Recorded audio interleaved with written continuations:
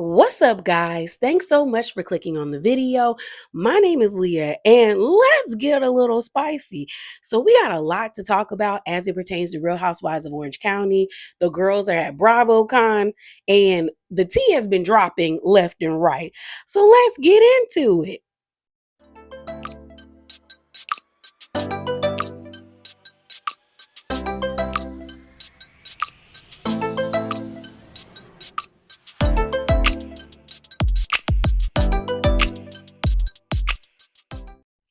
So before we get into the mess, we have to have a come to Jesus moment. And what I mean by that is it is never okay to send people death threats or to tell them to take their lives just because you don't like a housewife. There are multiple housewives that I don't see it for, but you will never catch me in their DMs threatening them or sending them that type of vitriol and hatred. One, because the shows are not that deep to me. Yes, do they elicit a response and emotion out of me, but I know how to go outside and touch grass. Like it ain't never that deep for me. Number two, I believe in the universe, God, and karma. I believe in you sending out that type of energy into the world. It's going to negatively impact you. So last Sunday, Tamara, after the reunion part one, posted a screenshot of a DM that she got from a lady by the name of Anna Richarder. And it says this is never okay. Sending messages telling someone to end their life should be illegal. It's never this deep. It's a reality show meant for entertainment. Being on TV doesn't make me less than human. So this is what the lady said. She says, I truly hope you have consideration of, KILLING yourself. Okay. Please do everyone a favor and never show up for the OC again. You've officially ruined the show with your toxicity and your inability to take responsibility for your actions. You wonder why your children don't talk to you. Sweetie, you're an embarrassment. So it's all makes sense. Give up, babe. You're washed up and no plastic surgeon will ever fix that. Your friends hate you. Take your life. She basically said KILL yourself. I'm spelling it out because it's too earlier in the video and YouTube will flag it, the video, depending on certain words. So then she goes on to say, do us all a favor and read your hate comments. Otherwise, you're ruining the entire Housewives franchise. Do you honestly want that on your shoulders?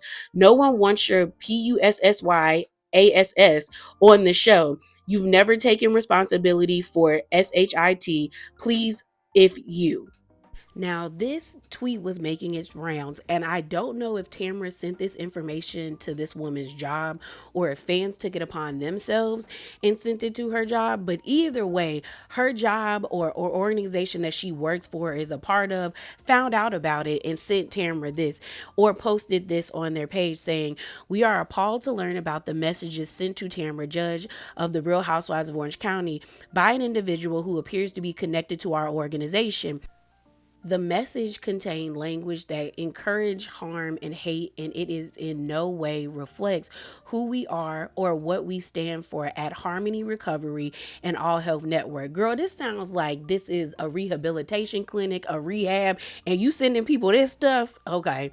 It says, there is never a circumstance in which telling someone to harm themselves is acceptable. It continues on by saying, our work is rooted in compassion, empathy, and helping people through their most difficult moments. We are taking this situation extremely seriously and are reviewing it in alignment with our values and policies. We want to be clear, kindness, respect, and compassion guides how we show up in our community, both online and in person. So I don't know if this lady lost her job. It sounds like it, but either way, if something elicits that type of response from you, disengage. Reality TV ain't that deep, y'all. It really isn't.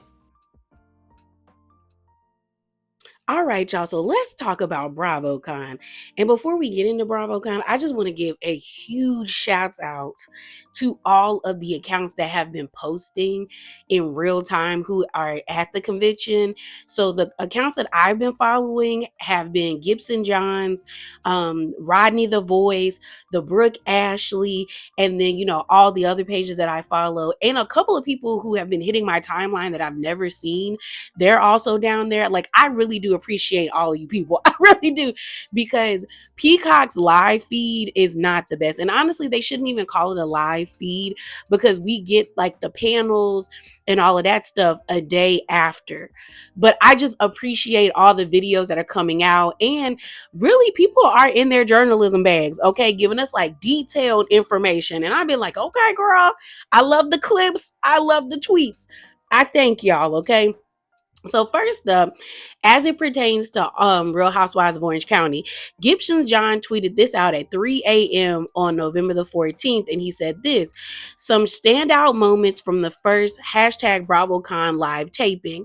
So this is how the tweet goes. It says Giselle and Adriana did not squash their beef.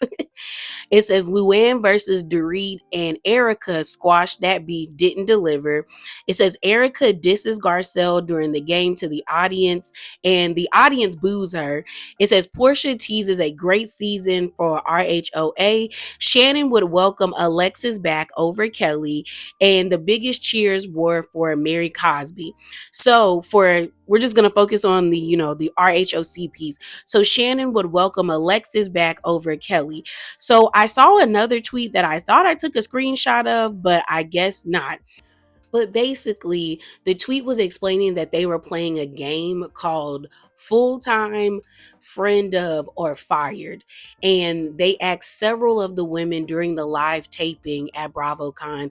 And Shannon was one of the ladies from her franchise that was asked who she would want back as a full-time housewife, friend of, or fired.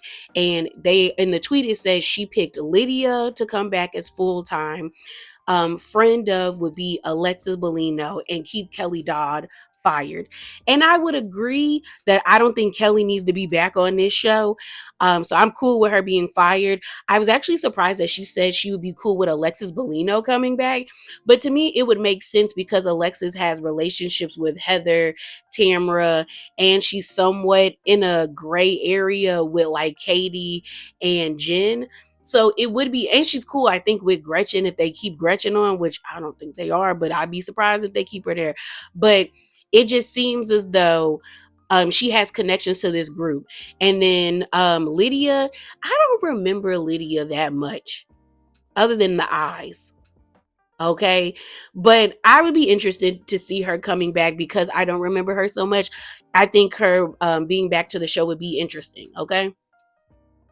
So Gibson also posted clips from the live taping, and the live taping was basically the days of our wives, 20 years of Real Housewives, because this year was the 20th year of the Real Housewives as a whole, as the franchise and things of that nature. So he posted like a picture of the stage, but also clips. And one of the clips that he posted on one of his tweets was Trace Amiga's Good Weather, hashtag RHOC, hashtag Bravocon. And it says, the Trace Amigas seem to be very much getting along between commercial breaks during the Bravocon 20th anniversary Real Housewives special. And you pretty much see Shannon and Heather behind Vicki and Tamra. And it does look like they're in a decent place because the last time I talked about this, it seems as though Tamra and Vicki were in a good place, but Vicki had a falling out with Shannon, but maybe there might be neutral ground. But let me play that clip for you guys.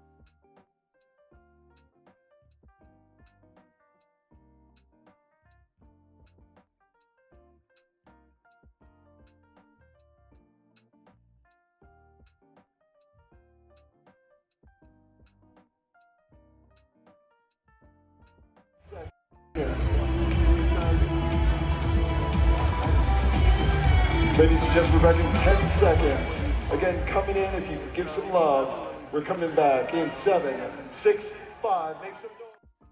So, moving on, it was made official at the Bravocon Awards that Vicki Gunvalson will be a full-time housewife for Real Housewives of Orange County, season 20. And I expected that to happen. But let's get into what Gibson Johns posted. It says, Andy to Vicki. Vicki, would you join us as a housewife for season 20? Vicki, yes. It's official. Vicki Gunvalson will have her orange back as a housewife for season 20 of RHOC. I expected that to happen because I'm like, it's Vicki. She's the OG from the OC. Like, y'all are going into your 20th season. She's still here with us. She still has connections to these people. I expected her to be brought back in either a friend of capacity or at least like a guest. Like, it was kind of like she has to be there, duh. You know what I mean? All the women congratulated her. There was pictures floating around of them going on stage, hugging on her. It looks like you see Gretchen, Jen, Emily, Gina, Shannon, and Heather. I don't see Tamra, but we know Tamra was there. Actually, Katie was there as well. I saw pictures of her with Katie and their husbands together, as well as Ayan from Real Housewives of Dubai has been like the media correspondent for, I guess, Bravo, like working the blue carpet. And she took a picture with both Katie and Tamra. So she was there, but I guess she was not at the Bravo Awards because that's what happened on the 15th. And again, shouts out to Gibson Johns because he posted about it and he says this: some standout moments from the Bravo Awards show at hashtag Bravocon. Vicki got her orange bag for RHOC season 20 from Andy. Karen, grand return to Bravo, grand standing ovation. Candy's speech is one for the books, made everyone cry because Candy won the Lifetime Achievement Award. It says Dorit lit a cigarette on stage while accepting an award. It says Teddy got an emotional standing ovation, and Angie K and Mary won 2 awards together. Okay. But yeah, Vicki should be brought back. I also saw this picture that she posted of herself sleeping with the orange. And she captioned the picture saying, woke up and it wasn't all a dream. See you BITCHs for season 20. And I'm like, yeah, we have to have Vicki. We have to have Vicki, okay? But it looks like a cash shakeup is coming. So shouts out to this Twitter user by the name of Bravo underscore Joshua. And it says this: he basically quote tweeted a Variety article that talked about Vicki returning, and then he took an excerpt from that article and posted it. So it goes on to say, Bravocon shocker, Real Housewives of Orange County star Vicki Gunvalson offered a full-time season 20 role live on stage, bringing back the OG of the OC. And so what he quote tweeted said, hashtag shakeup coming. And the passage says, after an inwardly focused 19th season, during which the cast argued extensively about off-screen events such as illicit conversations with Bravo bloggers, RHOC is expected to have a shakeup of its lineup. So who y'all think is on the chopping block? Who do you think is gonna get their pink slip and go have to pack up their cubicle?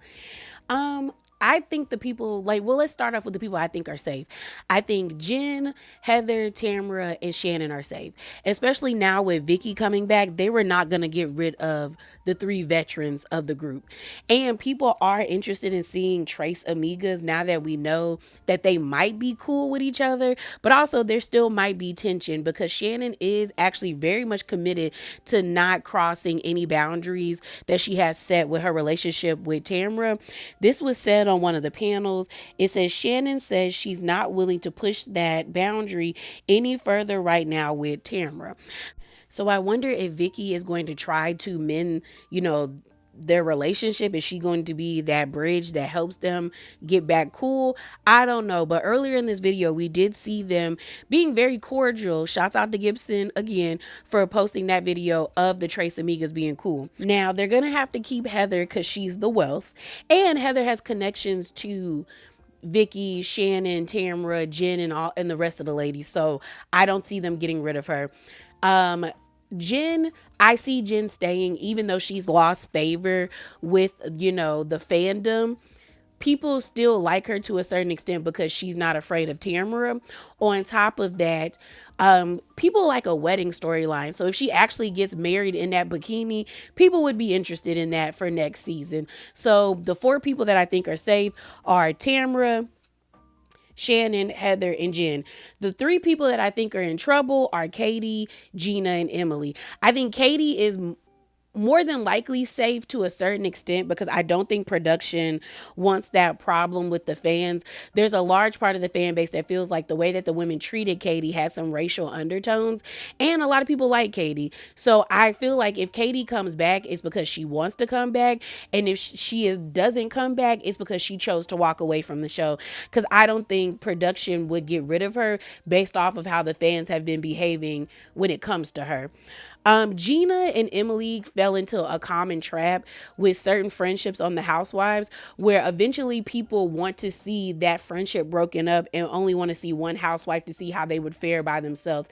Examples would be Giselle and Robin and Alexia and Marisol. So I've seen people say, I want to see Gina by herself. I don't really like Emily. Or I want to see Emily by herself. I don't really see it for Gina.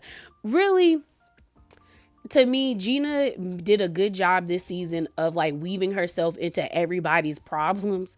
So I think she would be okay. But Emily, not so much because a lot of people were turned off by her storyline with her son. And people felt like she was using her son for a storyline, even though I was like, well, this is real life. This is her real life. But I can understand how some parents would feel like you don't show this, especially when you don't understand what's truly going on with your child. So yeah, I think Emily's in danger. So I could see the cast next season being Vicki, Tamara, Shannon, Heather, Jen, Katie, Gina, Alexis Bellino. Potentially, if they keep Gretchen, which I think they are because she's at Bravocon, and maybe a new housewife, or they bring back somebody way back in the archives. So the last thing we're going to talk about is Emily and Gina doing an interview with Ricky Cornish. Now, they were talking about the reunion, but specifically Matt. So it seems as though Emily and Gina had an issue with the way that Matt spoke to some of the women when he was on part 2 of the reunion. So this is what was said. It says, Emily and Gina says Katie's husband Matt was disrespectful to the ladies at the reunion. So let me play that clip for you guys. Not to bring up a lot of things that we know that she has done and said because we don't want to put it out there and because people believe it. We don't want to put headlines out there, clickbait, so we choose not to say anything. I found him to be very disrespectful to women. Yeah. And I'm sorry, but if Shane would have talked to the other women on the couch the way that Matt did, I would have been embarrassed. You're very embarrassed, yes. And he would never speak to other women like that. So. And I think that also there's other men who have had gotten a bad reputation like Slade, and to me he's very Slady, So I don't that's how it came off to me. I was like, this is just the treatment of women is gross to me. So we can rip each other apart, but you don't come in here like that. So I haven't watched part 2 of the reunion just yet, but I've seen the clips, and I don't think Matt was rude, but he definitely had an attitude. And even though I'm not a fan of Katie, I can understand why he would have an attitude. He's seen these women gang up on his wife, and she's come home crying. So of course he was going to be overprotective and be like, trying to check the girls, but also he feels like his character is being called into question, which it has been, because I've been one of the people with Gretchen and them saying that Matt was lying about, Gretchen said hold the line, or Slade told him to hold the line. So I can understand that it was potentially conflicting emotions now that he had the opportunity to confront the women about the way they treated his wife. But I don't disagree with Gina entirely. There is something about Matt that does feel kind of Slady, where it's like you do want to be in the mess, you do want to get camera time, you want to be a part of this circus as well, as where we do have some husbands that kind of like they only speak when they need to and they fall back. But then we do have husbands that are really like invested in the show, like a Slade, like a Peter Thomas, like a Ralph Pittman. Like we have those types of men, and maybe Matt wants to be that. And honestly, that might be somewhat good for Katie in the sense of like, I think Katie's boring. So having somebody that might be in the mix may help, or it might do the reverse. It might. But yeah, that's all I got for you guys. As always, remember to be bravely authentic. Definitely hop down in the comments below. Subscribe to the channel, like the video. And again, shout out to all the people who are at Bravocon, giving us people who are at home a play-by-play. I truly appreciate y'all. And I'm out, y'all. Deuces.